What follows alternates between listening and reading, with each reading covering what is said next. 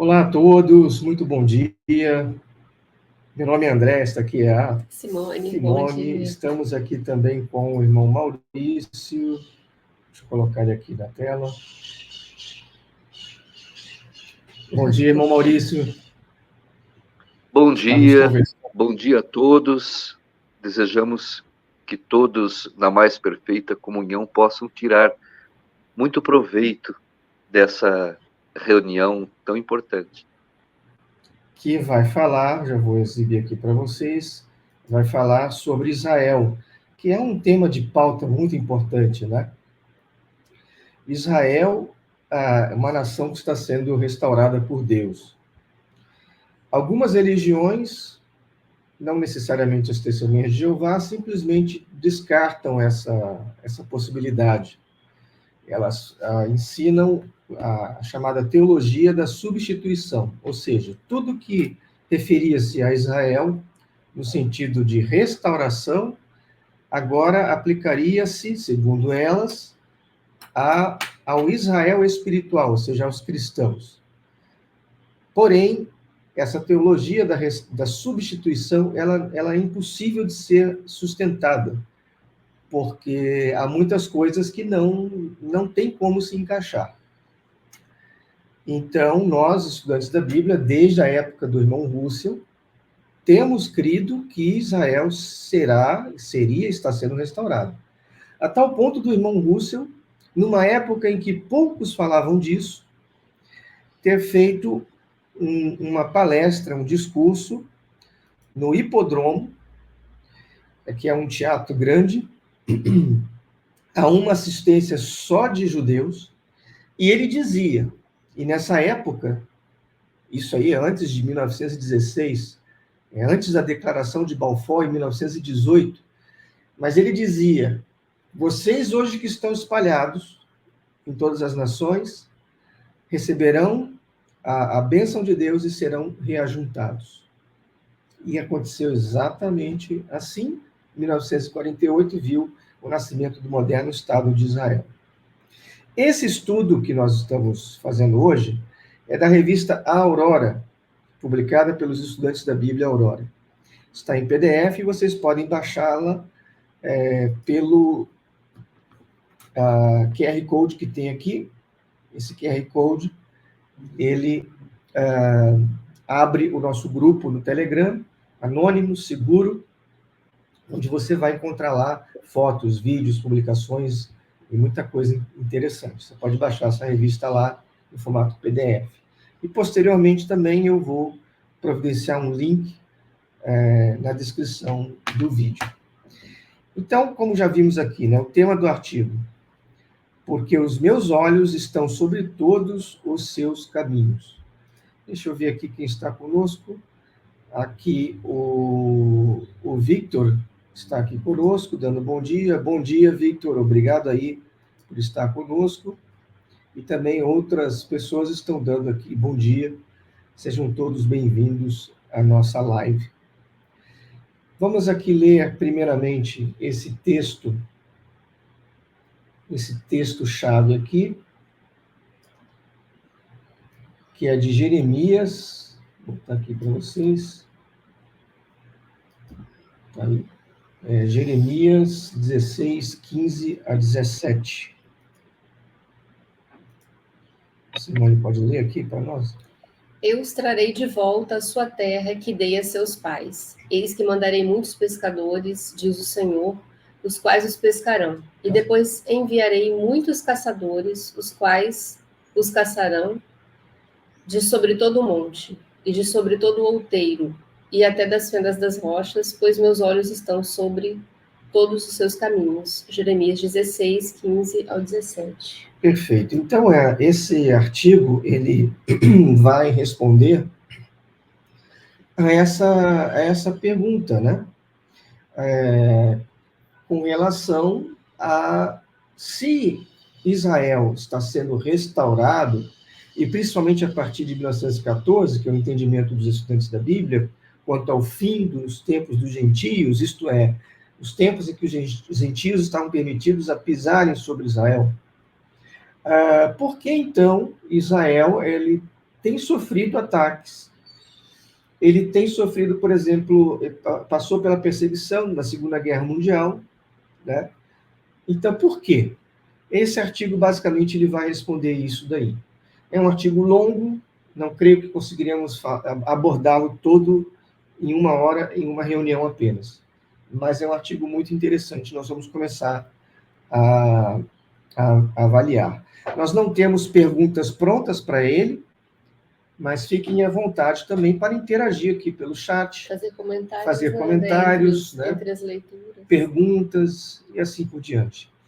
E aqui o irmão Maurício também vai participar com seus comentários.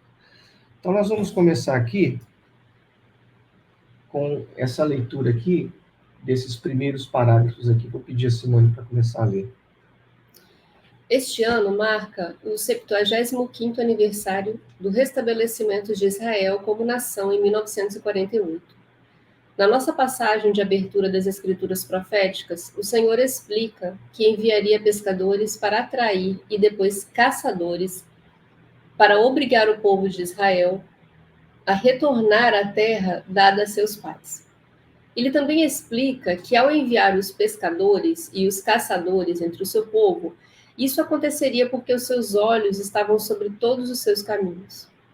O que esta profecia diz é que Deus permitiria que muitas experiências acometessem o seu povo durante o final da era evangélica, que também traria muitos problemas.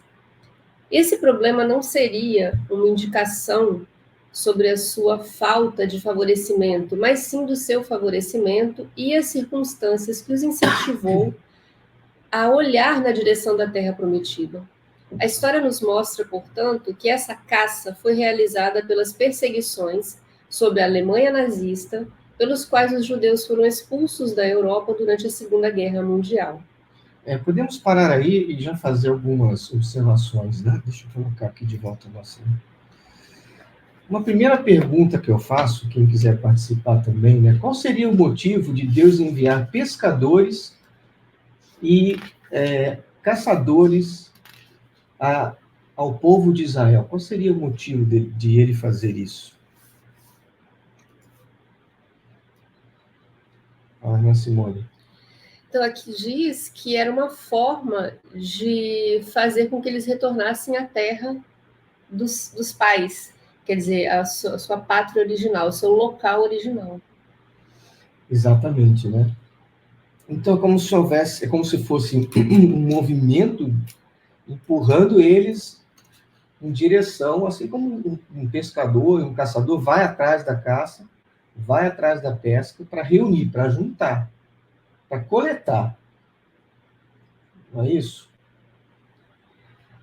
E isso porque Jeová estaria de olho sobre todos os seus caminhos. Caminhos de quem? De Israel. É como se Jeová estivesse olhando sempre o que estava acontecendo com Israel, de olho em seus caminhos. E no momento certo, isso aconteceria. Agora, isso daí significa o quê? Será que seria um retorno tranquilo? Será que essa experiência de reajuntamento seria, assim, tipo um evento único, sobrenatural, espetacular, e que a partir dali a nação de Israel estaria totalmente livre de qualquer problema, de qualquer situação? Antes disso, eu tenho aqui, olha, aqui o Haroldo, pelo Victor aqui, está dizendo para atraí-los de volta a Israel. Ele está dando aqui a resposta, deixa eu ver aqui, né? Muito bem, é exatamente isso, né? E o Edson, que está conosco, está dando aqui o bom dia. Bom dia, Edson. Obrigado aí pelo seu apoio, estar conosco aqui na reunião. Então, vocês estão vendo aí já a parte da explicação, né? Quando que essa caça começou, de certo modo, a ser realizada? Vocês estão vendo aqui? Quando que essa caça começou a ser realizada? Será que tem alguma dúvida de que durante a Segunda Guerra Mundial não houve uma espécie de caça? Parece que congelou a imagem. Eu acho que a sua imagem, Maurício, está congelada. É. Vou esperar o Maurício voltar, né?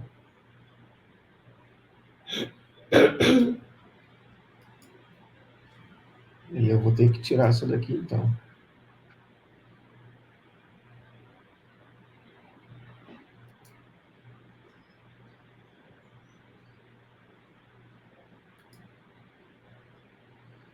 O Maurício está nos ouvindo aí? Bom, vou esperar aqui resolver. Então, você ia falar alguma coisa da Segunda Guerra Mundial? Que, de acordo com... Todo mundo conhece a história, que o Holocausto foi terrível, né? E quem mais sofreu foi o povo judeu. O povo judeu, ele foi culpado, assim como a gente vê hoje um sentimento, né, contra, que é terrível, que parece que estava escondido e agora aflorou contra os judeus e mundialmente.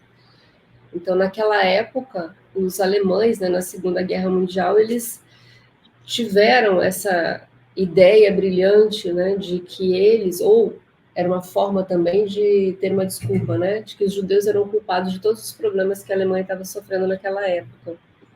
E eles foram, assim, não foram dizimados porque são o povo de Deus, porque não é possível, né? Quando a gente vê tudo que Israel já sofreu, todos os tipos de problemas desde a sua criação, não era para existir hoje, mas continuam. Irmão Maurício, se você tentar ligar a sua câmera, senão acho que eu vou ter que fechar essa conexão. Tá, agora voltou. Que a outra imagem tinha sido que estava congelada. E o seu áudio está funcionando, Maurício? Ou tentou novamente? Eu não sei se agora vocês me ouvem. Sim, sim. Tá ótimo. Que bom. Então agora está perfeito. Eu não consigo achar o link para acompanhar no outro celular o artigo. Está no grupo do Telegram. Só dar uma entrada lá que você consegue. Está na aba reuniões. Na própria aba reuniões. Sim. Tá? Vou fechar o seu áudio aqui um minutinho. Então, de fato, durante a Segunda Guerra Mundial, os judeus eles foram expulsos da Europa. À medida que os exércitos alemães iam invadindo, eles iam sendo expulsos. Note que ali eles já estavam espalhados, ainda estavam espalhados. Mas o que aconteceu? O que aconteceu em 1914? Aqui o Haroldo, por meio do Victor aqui, está dizendo que a partir de 1914 teve um evento muito significativo em 1948. O que aconteceu em 1914? Permitiu esse reajuntamento. Qual é a importância de 1914, na verdade, né? O fato é que antes o Império Otomano ocupava a Palestina. E esse império não permitia que a Palestina fosse populada, ocupada pelos judeus, simples assim. Mas com a guerra de 1914, esse Império Otomano ele caiu. Caiu a tal ponto de que aquela região lá ficou sob responsabilidade da Grã-Bretanha, da Inglaterra. E logo eles esboçaram o desejo de fazer com que o povo judeu retornasse à Palestina.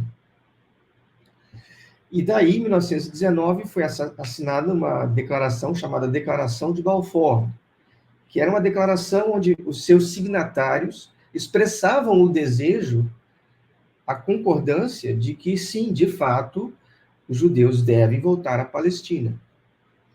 E isso se concretizou em 1948, quando a ONU resolveu, na sua resolução lá, até com aquela solução do Estado duplo, né, Palestina e Israel, retornar àquela terra, inclusive por meio de, na época, de um brasileiro também, que acho que foi um dos que lideraram aquelas reuniões iniciais da ONU, no sentido de implementar essa solução do Estado duplo e a restauração dos judeus à terra da Palestina. Então, isso foi muito significativo, e pense bem, uma coisa assim inédita, porque os judeus estavam literalmente sendo pisados pelas nações, no sentido de estarem espalhados, desde, né, lá atrás. Quando Jesus falou que Jerusalém seria pisada, começou lá atrás. Eles foram expulsos, depois que os exércitos romanos invadiram, eles foram expulsos. E nunca, até 1948, conseguiram retornar. Então, assim, o que você vê é uma profecia se cumprindo diante dos nossos olhos, literalmente. Né? Mas vamos continuar aqui com a leitura. Vou pedir a Simone aqui para continuar. A partir daqui, né? Alguns podem perguntar. Alguns podem perguntar se o favorecimento divino pode ter ocorrido em decorrência dos eventos que finalmente os levaria de volta à sua terra, porque os judeus experimentaram um dos períodos mais severos de perseguição na sua longa história. Podemos ler: tão certo como eu vivo, assevera o Senhor Deus, certamente reinarei sobre vós com mão poderosa e braço forte, e derramarei sobre vós toda a minha indignação. Trarei vocês dentre as nações, e os ajuntarei dentre as terras para onde vocês foram espalhados, com mão poderosa e braço forte, com ira que já transbordou. Trarei vocês para o deserto das nações, e ali face a face os julgarei. Assim como julguei os seus antepassados no deserto do Egito, também os julgarei, disse o Senhor. E te farei passar debaixo da vara, e te introduzirei no vínculo do pacto. Próximo parágrafo também. De acordo com esta profecia, os israelitas seriam retirados dos países onde residiam, e isso é descrito como a fúria do Senhor. Além disso, a profecia de Ezequiel declara que, ao fazer isso, ele estaria governando o seu povo. Esses seriam os sinais de que o favorecimento divino estava retornando gradualmente para eles. A ilustração usada nesta profecia confere o entendimento adequado. Ele diz: eu os levarei ao deserto do povo. E, novamente, assim como julguei os seus antepassados no deserto do Egito, também os julgarei. Vamos parar aqui um minutinho. Então, esse texto aqui que foi citado, de Ezequiel 20, 33 a 37, o que ele está indicando ali? O que aconteceria? O irmão Maurício, e liga o microfone, por favor. Bom, o texto está deixando bem claro que esse povo estaria espalhado entre as nações. E aqui nós vemos uma promessa de que ele os traria de volta dentre as nações e as juntaria dentre as terras para onde eles foram espalhados, e com mão poderosa e braço forte e com ira que já transbordou.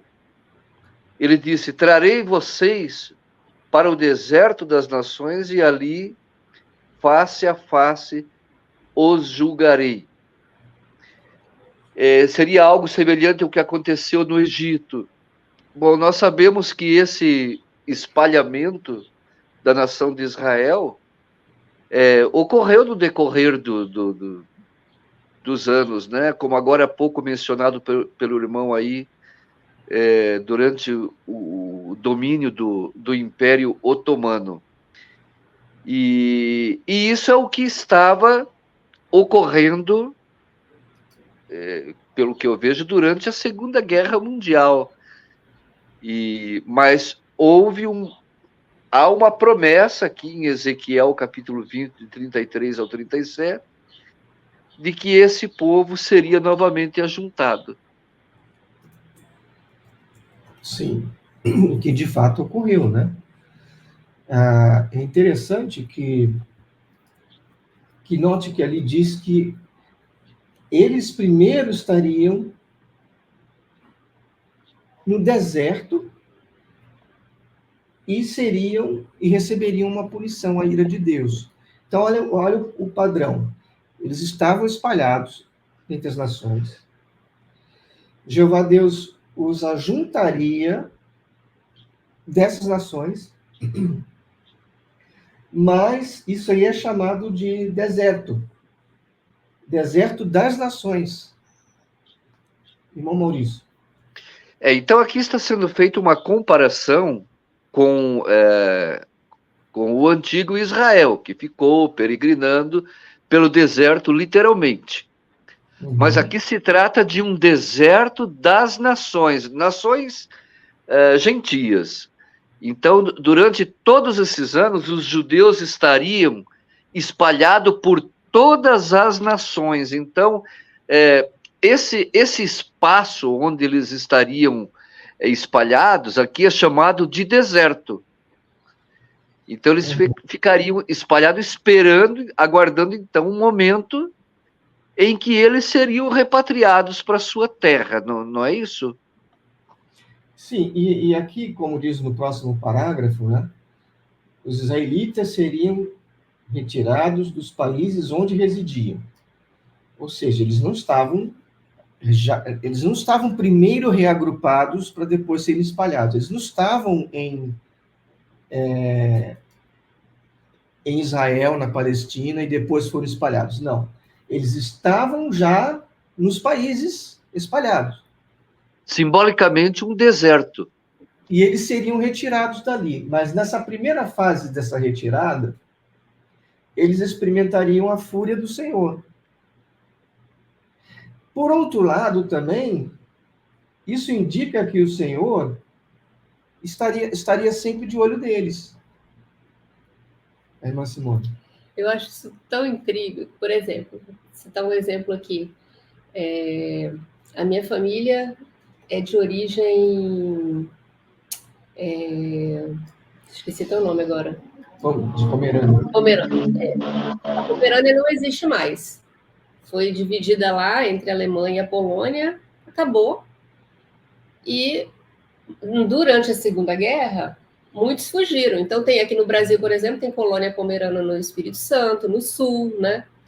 E acredito que tem algumas outras em outros lugares. É como se abrisse aquela brecha de novo ali e falasse, ó, restabelecemos a Pomerânia. Voltem todos. É muito incrível, porque é uma coisa assim, principalmente porque são descendentes, né? Depois de ter passado tantos anos, culturalmente eles são fortes. Os judeus, eles não perderam a essência deles em questão de hábitos, culturas, regras, né? Mas os descendentes poderiam ter perdido isso, poderia ter sido, como é que se diz, diluído entre as gerações. E não foi. Porque o idioma poderia ter se perdido, a cultura poderia ter se perdido, né? A religião poderia ter se perdido. Mas nada, tudo isso se manteve. Manteve exatamente. Mesmo século após século, milênio após milênio, até eles serem reajuntados.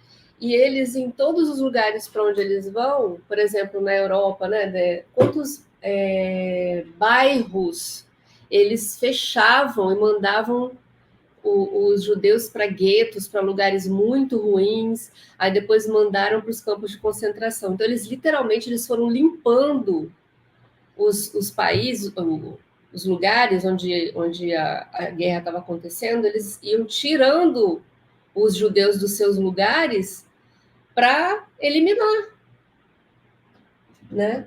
Exatamente, né? E aí, olha só, nesse processo aqui, aliás, tem um comentário aqui, exato, haveria um novo ajuntamento. É isso mesmo. Agora, olha o processo que ocorreria. Vamos ler o parágrafo seguinte aqui, primeiro. É aqui, né? De acordo. Aqui, o favorecimento, acho que já lemos essa daí, né? Isso. O favorecimento de Deus estava sobre seu povo quando, na imagem de Moisés, ele os visitou e os libertou da sua escravidão. Mesmo assim, foi uma época difícil para os israelitas antigamente. Era necessário que eles vivenciassem algumas das pragas que impactaram sobre os egípcios para incentivá-los a seguir Moisés para fora da escravidão. Ao deixar o Egito, eles não foram diretamente do Egito para Canaã, a terra prometida, mas vagaram pelo deserto, onde as suas condições eram mais difíceis. Olha que interessante esse padrão. Vamos analisar esse padrão aqui. Estamos comparando o que aconteceu lá com Moisés, os israelitas, no deserto, né, e o que aconteceria com a nação de Israel no futuro. Por que estamos comparando? Porque Jeová mesmo disse isso, né? Nós já lemos lá, Ezequiel 20, 33 a 37. Né? Assim como julguei os seus antepassados no deserto do Egito, também os julgarei, disse Jeová. Assim como. Então, como é que foi o processo lá? Bom, primeiramente, vamos ver o que o irmão Maurício tem a dizer. Nós vemos aqui um paralelo. Então, não foi assim que ele chegou lá no Egito, mandou Moisés lá no Egito e já tirou o povo de lá e já levou para uma terra abençoada, tudo vapt-vupt, não foi assim. Houve tudo um processo, e um processo assim que envolvia dificuldades, como disse o parágrafo. O povo de Israel teve que conviver com as 10 pragas, né, com o cumprimento das 10 pragas, não sabemos quanto tempo aquilo levou, né? E depois, quando eles saíram de lá sob mão forte, eles ainda sofreram dificuldades pelo deserto, e grandes dificuldades. Então, o texto diz, assim como foi lá. Então, nós vemos aqui um paralelo também com esse Israel moderno aí, que viveu espalhado por todas as nações e se cumprindo como diz o texto, né? Assim como foi lá, eles também passam por um processo de dificuldades. Exatamente. E, no entanto, fica claro que o fato deles estarem sendo reajuntados já mostra um início gradual do favor de Jeová para com eles. Só que, como o irmão Maurício comentou, baseado no parágrafo, não é instantâneo. Quero dar bom dia aqui ao Alan, que está aqui chegando aqui. Bom dia, Alan, obrigado aí pelo apoio. Aliás, com relação ao apoio, eu peço a todos vocês, irmãos e amigos, que estiverem gostando da live, do assunto, que deixem o seu like, que compartilhem, porque esse é um tema delicado, é o tipo de tema que o YouTube não distribuiria assim viralmente por conta própria do algoritmo, por causa do teor do tema. Bom, Maurício, ainda continuando. O que a gente observa nessas religiões com essa teologia aí da substituição de Israel, porque não são somente as testemunhas de Jeová que pensam assim. Desculpem, o clima em Curitiba não está muito favorável. Não são somente as testemunhas de Jeová.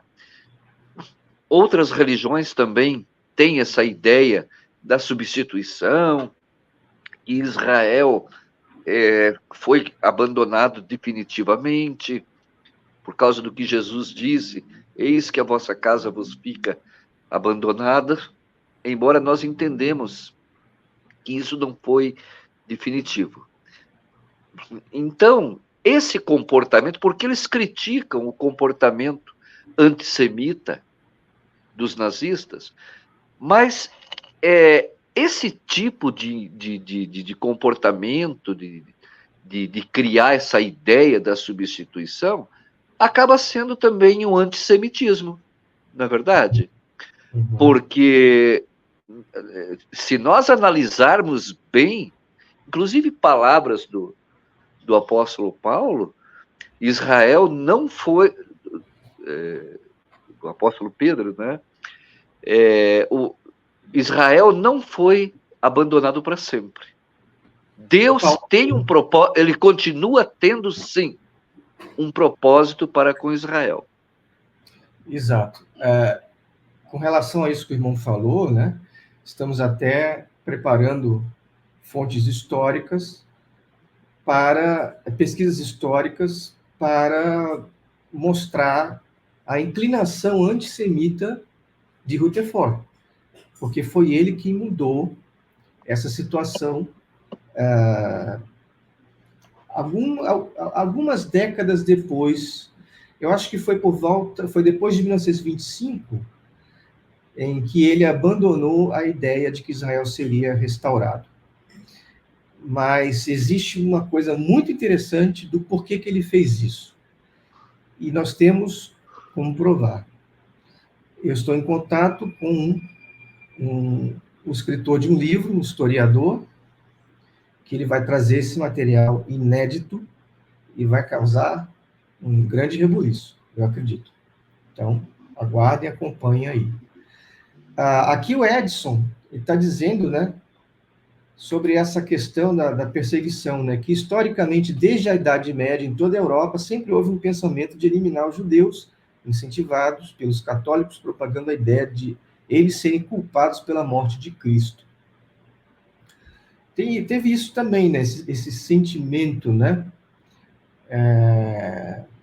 esse sentimento antissemita, mas que ficou bem mais marcado depois, principalmente na Segunda Guerra Mundial.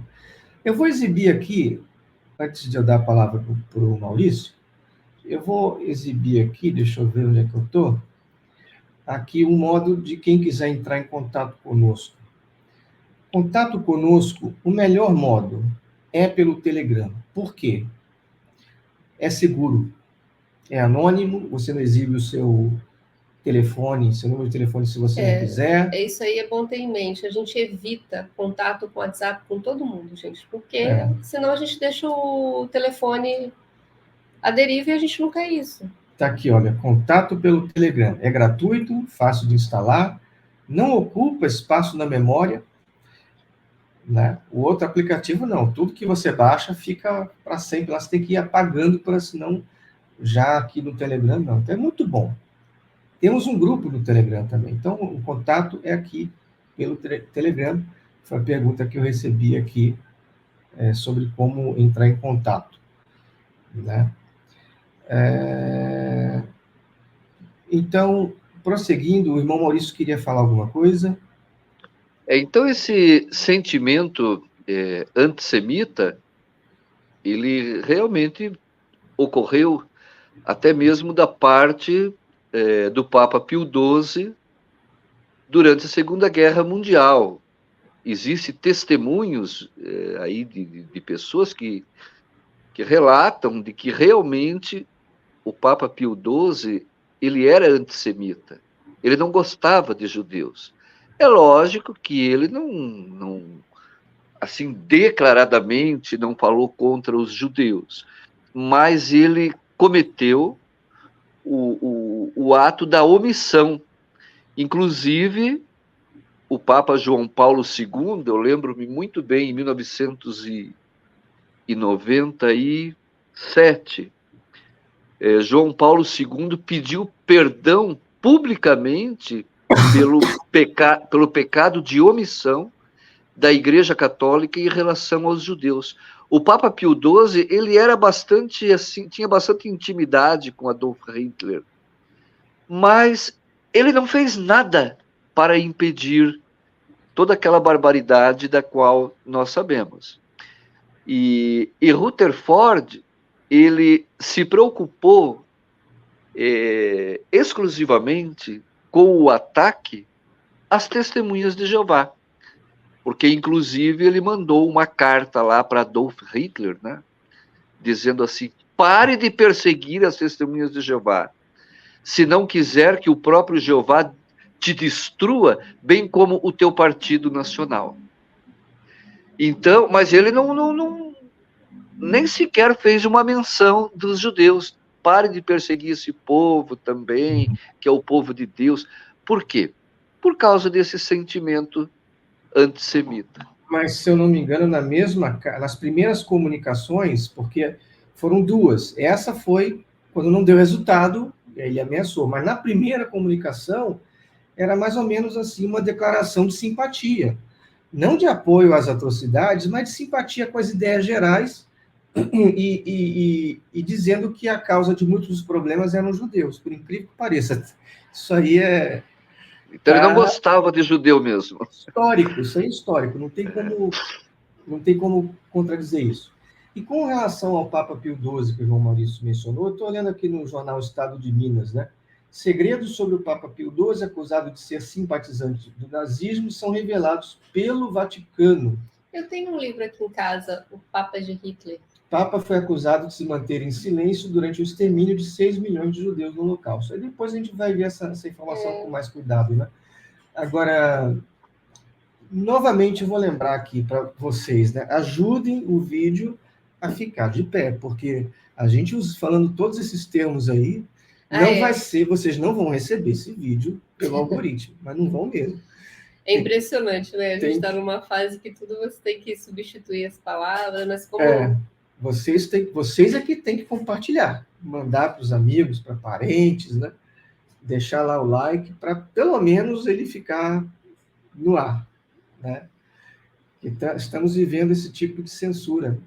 É uma época, assim, sem precedentes, né? Está muito difícil mesmo. Então é o que nós vimos, né? Retornando aqui ao que a gente estava lendo lá no parágrafo, né? Não foi uma transição suave na época de Moisés. Ou seja, eles saíram lá do Egito, mas não foram como num passe de mágica para Canaã. Primeiro, eles tiveram que passar pelas experiências do deserto. É o que nós vamos ver aqui no próximo parágrafo, vou pedir a irmã Simone para ler. A profecia previu uma experiência similar quando ele os tiraria dentre as nações, onde quer que estivessem. O seu desenraizamento das nações gentias não os levaria imediatamente para um assentamento pacífico e seguro na sua terra. Ao invés disso, passariam um longo período no deserto, um tempo de incerteza e insegurança, como os que testemunhariam, especialmente considerando os eventos dos últimos 100 anos. Depois de muitos problemas graves, por decisão das Nações Unidas em 29 de novembro de 1947, a terra da Palestina foi repartida, com uma parte para os árabes e outra parte para os judeus. Mais tarde, em 14 de maio de 1948, o governo judeu provisório proclamou um novo Estado de Israel. Talvez o profeta Joel estivesse se referindo a esta situação naquela época, ao dizer que o Senhor estava restaurando o seu povo à terra. A profecia diz: sim, naqueles dias e naquele tempo, quando eu restaurar a sorte de Judá e de Jerusalém, reunirei todos os povos e os farei descer ao vale de Josafá. Ali os julgarei por causa da minha herança Israel, o meu povo, pois o espalharam entre as nações e repartiram entre si a minha terra. Olha só que interessante, né? Que paralelo, então, nós estamos vendo aqui com relação ao surgimento do moderno Estado de Israel em 1948? Perceberam aí o paralelo? A título de informação, o brasileiro que eu mencionei lá, que foi fundamental para que isso ocorresse, foi Oswaldo Aranha. Foi ele quem liderou as reuniões que chegaram a essa decisão do Estado do Estado judeu em 1948. Ele era um diplomata. Eu estou lendo aqui, né? Foi considerado um diplomata fundamental para que isso aí ocorresse. É apenas uma curiosidade, né? Mas voltando então aqui ao artigo, você vê que essa decisão que foi tomada lá na ONU, ela previa o quê? Note que Como seria essa solução? Como seria esse retorno? Seria toda a Palestina para os israelitas? Foi assim que aconteceu, irmão Maurício? Não, o progresso em relação ao assunto foi algo assim gradativo, né? Foi gradativo, porque primeiro, em 29 de novembro de 1947, a terra da Palestina ela foi repartida, quer dizer, uma parte para os árabes e outra parte para os judeus. Então, Israel não teve já de imediato o benefício de receber toda a terra para eles. Então, isso foi uma coisa gradativa. Daí, mais tarde, em 1948, que o governo judeu provisório proclamou um novo Estado de Israel. Então, foi algo gradativo, assim, a posse da terra como um todo, e não assim de imediato. Exato. Aqui a Débora está dando aqui um bom dia, né? Bom dia, irmãos, irmã André, Simone. Muito bom dia para você também. Obrigado pelo apoio, por estar conosco na live aí, tá? Então, vejam bem, né? Aqui em Joel 3, 1 e 2, o parágrafo faz uma menção, né? Talvez o profeta Joel estivesse se referindo a essa situação do repartimento. Talvez. Então, não é dogma, né? Que ali, em Joel 3, 1 e 2, diz: sim, naqueles dias, naquele tempo, quando eu restaurar a sorte de Judá e de Jerusalém, reunirei todos os povos e os farei descer ao vale de Josafá. Ali os julgarei por causa da minha herança, Israel, meu povo, pois o espalhamento entre as nações, e repartiram entre si a minha terra. Repartiram entre si a minha terra. A terra que Jeová dá a Israel é chamada de minha terra, terra de Jeová. Então, isso que a gente está vendo aí, das pessoas dizerem, mas isso pertence aos árabes. Não. Minha é toda a terra, diz Jeová. Acabou. Ele dá a quem ele quiser. E ele resolveu dar essa terra aos israelitas, a Israel. E é isso que é o caso, né? Então, até podemos dizer que a moderna nação de Israel aceita essa situação da divisão. Eles não foram contra. Quem foi contra foram os palestinos. Até hoje são contra. Mas Israel não. Israel aceitou essa solução inicial, né, de ceder parte da terra. O que nós entendemos que vai acontecer a partir daí é que, e é isso aí requer um vídeo, um estudo totalmente à parte desse daí, até porque não tem como condensar tanta informação em pouco tempo. Mas, basicamente, quando a gente chega naquela situação do ataque de Gog em Ezequiel 37, 38, ou melhor, 38, 39, se não me engano, né? Quando chegamos naquela situação lá, se você for ver a descrição das terras que Israel está ocupando, envolvem mais território do que o que ele já tem agora, nesse exato momento. E, inclusive, se alguém disser, mas isso se cumpriu lá no passado, não, porque ele nunca teve, de fato, todos os territórios mencionados ali, em Ezequiel 38 e 39. Então, o que isso sugere? Que, de algum modo, Israel ainda vai crescer territorialmente. E que, de algum modo, isso vai irritar as nações e elas vão atacá-lo. Estamos vendo isso acontecer já agora? Seria essa retomada de parte aí da faixa de Gaza, esse início do crescimento? Não sei. Não sei dizer. Temos que ficar atentos para ver o desenrolar da história. Irmão Maurício. Então, é por aí que nós podemos entender que o Armagedon, mencionado lá em Revelação, Apocalipse 16, ele está se referindo a uma batalha que envolve Israel, né? vai chegar um momento em que as nações elas vão se voltar de forma feroz contra Israel e haverá então uma intervenção divina em defesa do seu povo, o povo de Israel. De forma alguma, ali em Apocalipse 16, fala do Armagedon como sendo uma execução de iníquos, de pessoas que não estão em comunhão com Deus, ou porque não estão fazendo parte da sua organização visível na Terra. Absolutamente, o texto não passa essa ideia. Na verdade, ele faz uma alusão ao que ocorria no chamado Monte de Megido, lá no passado, onde havia batalhas envolvendo Israel, né?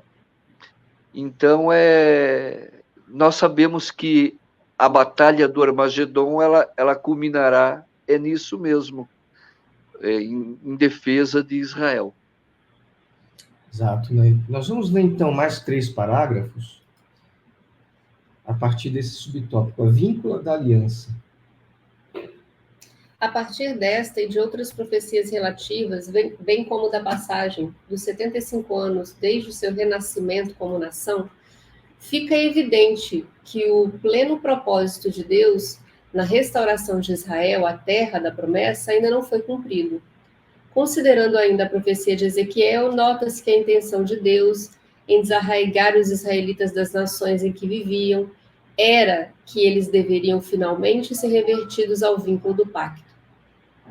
Isso é similar à sequência de eventos vivenciados pelo povo do antigo Israel quando foram libertados da escravidão do Egito.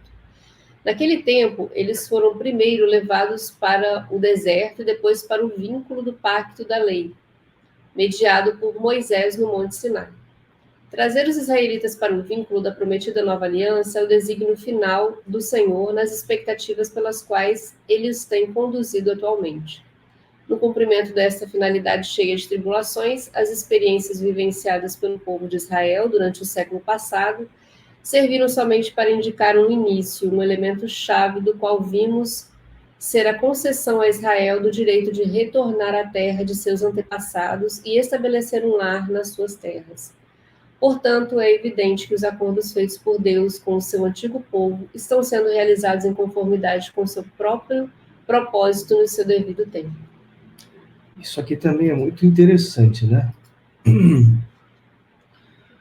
Então, o que podemos dizer aqui com relação a esse povo ser revertido ao vínculo do pacto? Para chegar nesse ponto, pelo que eles precisariam ter passado primeiro? Interessante como que o padrão ele se repete, né? A gente consegue ver eu pelo menos eu consigo ver um paralelo muito claro do que aconteceu lá com Israel saindo do Egito, passando pelo deserto, passando por Moisés, até eles entrarem numa relação pactuada com Deus, e o que está acontecendo agora. Irmão Maurício. Bom, então, segundo parágrafo aqui, vem mostrando esse paralelo, né? Porque o pacto que Deus estabeleceu com esse povo, lá no antigo Israel, não foi uma coisa assim de imediata. Ele não chegou lá no Egito e falou, olha, eu já vou estabelecer um pacto com vocês, tal. Não. Eles primeiro passaram por todo aquele processo, eles presenciaram as pragas do Egito. Depois foram para o deserto, lá no deserto, passaram por outras dificuldades. E depois, então, que foi feito um pacto com eles mediante Moisés. Então, esse mesmo procedimento, nós vemos aqui que ocorre também com esse Israel que está aí. Não para eles serem vinculados ao novo pacto que Deus estabeleceu, eles precisam passar também por um processo de dificuldades, que são todas essas dificuldades que nós estamos vendo que Israel tem passado aí. Exato. Então, o que nós vimos nesses últimos 75 anos, né? Essas tribulações de Israel. O que nós vimos é isso aqui, olha. Um elemento chave do qual vimos ser uma concessão a Israel do direito de retornar à terra de seus antepassados e estabelecer lá nas suas terras. Em outras palavras, o que estamos vendo diante dos nossos olhos é cumprimento de profecias. É cumprimento de profecias. E ocorre justamente de acordo com o que ocorreu no passado. Primeiro, as tribulações. Então, o caminho se abriu em 1914, mas não era instantaneamente a restauração deles. Eles teriam que passar por tribulações. E passaram. Segunda Guerra Mundial, as tribulações. Mesmo agora, com esses embates, né, com grupos terroristas, é uma espécie de tribulação que eles estão passando. Mas entendam que Israel não está mais debaixo do domínio gentio, porque agora eles não estão espalhados entre todas as nações. Agora eles são um povo com uma capital, eles são um povo com uma terra, um estado. Eles são um povo reunido. Em outras palavras, agora eles possuem uma pátria. Possuem uma pátria que antes não possuíam. Então, as coisas estão se cumprindo. Para quem não consegue enxergar, mas não é ainda o povo de Deus, eles estão envolvidos com a política, com as guerras, com os armamentos. É só voltar lá para o passado e ver que mesmo quando Israel estava afastado de Jeová, Jeová tratava daquela nação como povo. É o que está acontecendo agora. Quando Jesus disse, né, que ficaria abandonada, não era para sempre, até que terminasse os tempos dos gentios. Ou seja, o tempo concedido para as nações gentias fazerem isso que fizeram com Israel durante todo o tempo, em que eles ficaram espalhados e sem uma pátria. Então, como diz aqui, os acordos, os pactos que Jeová fez com o antigo Israel, com relação a um restabelecimento, com relação a um reajuntamento, estão ocorrendo exatamente como predito. Exatamente como predito. E aqui temos até uma pergunta, né? Após ocorrer o cumprimento dessa profecia, será que teremos um cumprimento de outra profecia? Seria a Nova Jerusalém? O termo Nova Jerusalém aplica-se também a Jerusalém celestial, no sentido dos cristãos que vão para o céu, serem reis e sacerdotes. Essa Jerusalém, ela desce, no sentido de governar a terra, não no sentido literal, mas que a Jerusalém literal, ela também voltará a ser a capital terrestre do reino de Deus, não temos dúvida disso. Ela voltará sim.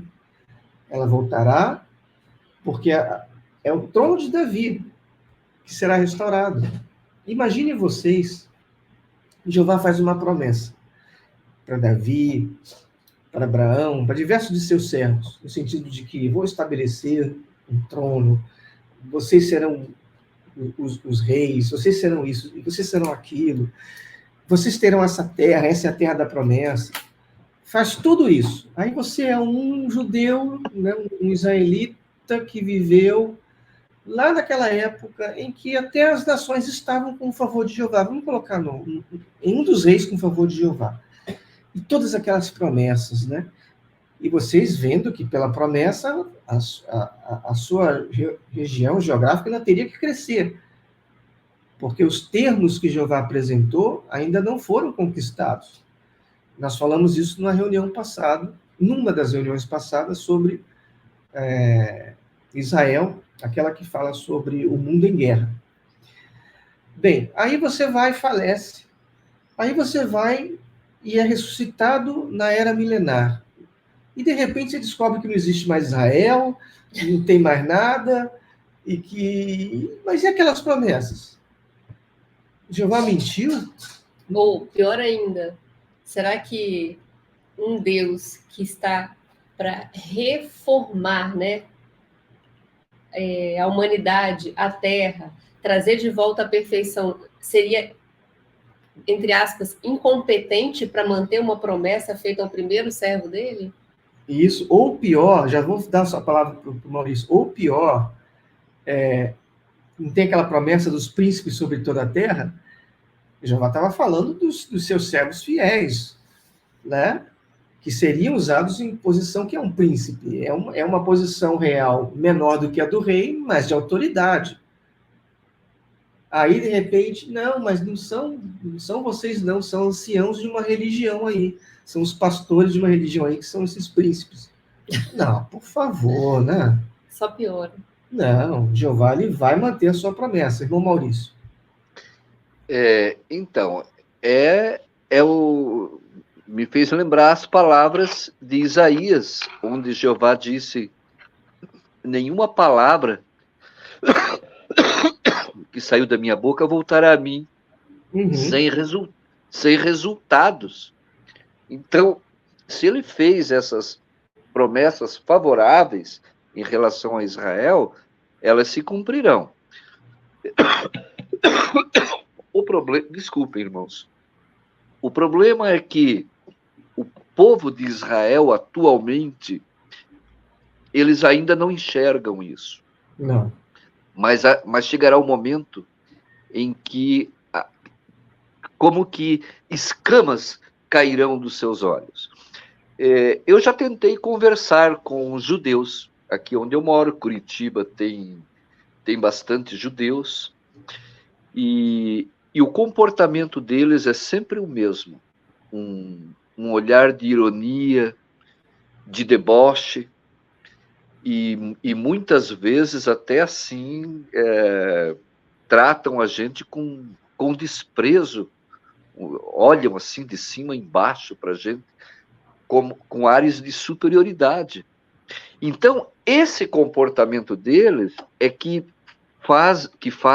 fazem muitos que têm fé em Jesus Cristo achar que esse povo aí não tem mais, não terão mais a bênção de Deus, que aquilo acabou, que o que Jesus disse, que a vossa casa vos fica abandonada, é para sempre. Só que não é assim. Como nós estamos vendo aqui no estudo, precisa haver esse processo, essa sequência de eventos, porque é algo paralelo ao que aconteceu ao antigo Israel. Então vai chegar um momento que eles entenderão, se humilharão e entenderão, né? Até aquelas palavras lá que tem em Revelação, onde diz que até mesmo aqueles que o traspassaram, diz que eles lamentarão, né? Então haverá ali eles enxergarão, olha, é o reino de Deus mediante Cristo. Nós temos que nos curvar diante dele, o Rei Jesus Cristo. Isso acontecerá com Israel. Mas é que agora não é o tempo. Agora é o tempo de ocorrer determinados eventos que estão de acordo com a profecia. Inclusive essa fúria derramada de Jeová contra Israel, para que eles percebam e entendam depois. Né? Sim, todo esse sofrimento, desde o Holocausto e agora o que está acontecendo, tudo isso faz parte dessa punição, desse sofrimento aí. Mesmo até o ataque de Gog, né? Trarei você pelo focinho, se eu não me engano, tem um texto que diz isso, como se Jeová estivesse dizendo para Gog, você vai fazer o que eu quero que você faça. Mas puxando um animal pelo cabresto. Né? Você vai fazer. Então, Israel vai sofrer um ataque, ele está sofrendo tribulações, vai continuar a sofrer, até aquele momento que vai ser tão grave a situação, que somente por meio de um ato milagroso eles poderiam ser salvos. É aí que ocorre o levantamento de Miguel para defender o seu povo. Aí que faz sentido. E é aí que eles vão entender tudo, e aí que as escamas vão cair dos olhos.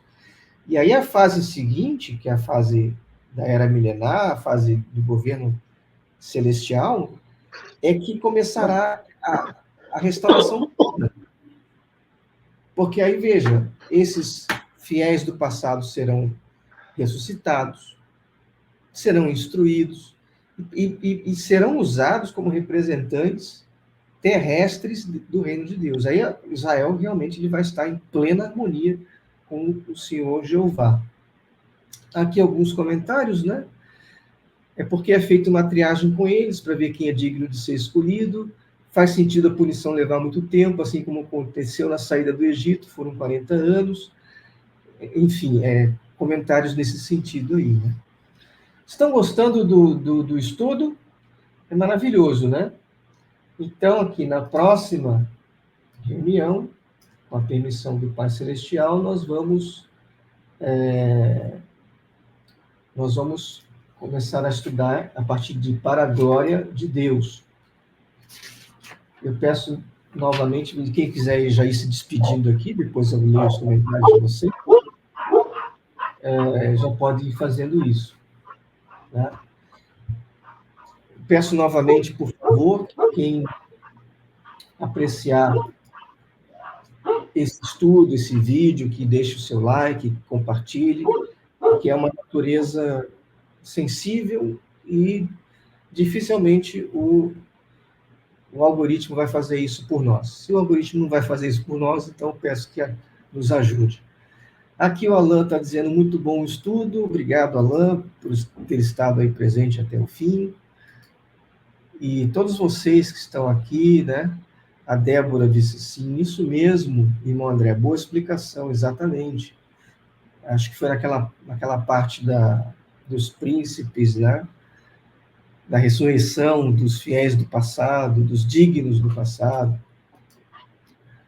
Todos vocês que estiveram aqui comentando, né? Muito obrigado. Eu costumo... É assim que isso tudo fica dinâmico, né? Eu costumo publicar só pessoas que usam nomes, né? Se você usa um nome de tela que não usa um nome qualquer... Um pseudônimo?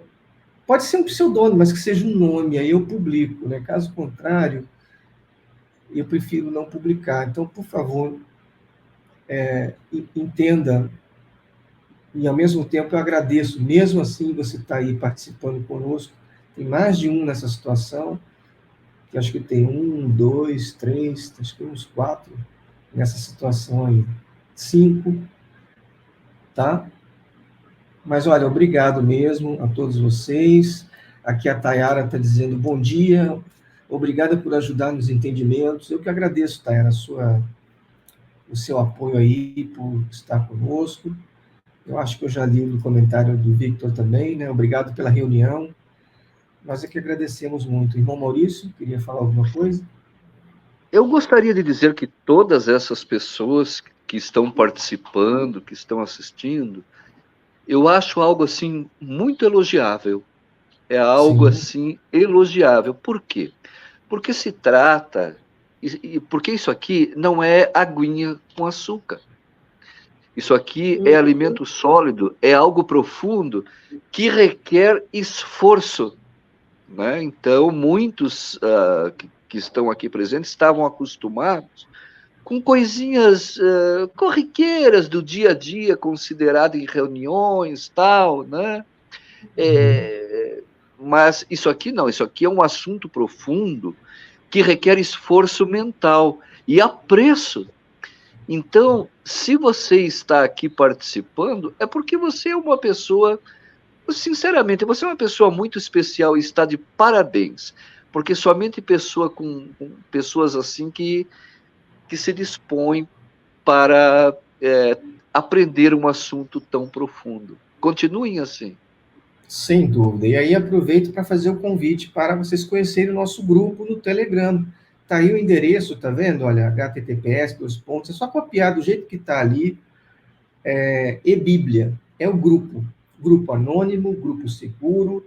Quem está no grupo não vê os membros que estão juntos lá no grupo, ou seja, é totalmente seguro mesmo. E lá você vai ter acesso às publicações, como essa revista, você vai poder baixar a nova criatura, o Plano Divino das Eras, o grandioso Plano Divino das Eras, vídeos diversos, fotos de atividades e de irmãos estudantes da Bíblia ao redor do mundo, na África, na Europa, nos Estados Unidos. Tudo isso está lá no grupo para você ter acesso. E é um modo também de ter informações sobre nós com relação às reuniões, aos horários, eventuais cancelamentos, estudos, perguntas respondidas e coisas assim. Está aí o endereço do grupo. Mais uma vez, muito obrigado a todos vocês que estiveram conosco. Nós vamos ficando por aqui. Eu vou pedir ao irmão Maurício para terminar nos representando em oração. O irmão Maurício poderia fazer isso por nós? Sim. Ó grandioso Deus, nosso Pai celestial, Senhor Jeová Deus, Criador do céu e da terra, nós te agradecemos, ó Pai, com os nossos corações transbordando de alegria, por esse estudo, pela tua ajuda, ó Deus, para podermos entender a tua palavra como ela é. Ó Deus, nós desejamos pedir uma bênção do Senhor sobre todas essas pessoas que estiveram aqui presentes, para que possam também crescer no conhecimento e, por sua vez, no teu amor e na tua graça. Nós te pedimos perdão quando falhamos na tua presença e te agradecemos, ó Pai, por tantas bênçãos que o Senhor nos concede, começando pelo dom da vida e pelo privilégio de podermos conhecer de forma tão clara as tuas poderosas verdades em nosso tempo. Tudo nós te pedimos e te agradecemos, ó Deus, em nome e pelos méritos do teu Filho amado, o nosso Senhor Jesus Cristo. Amém. Amém.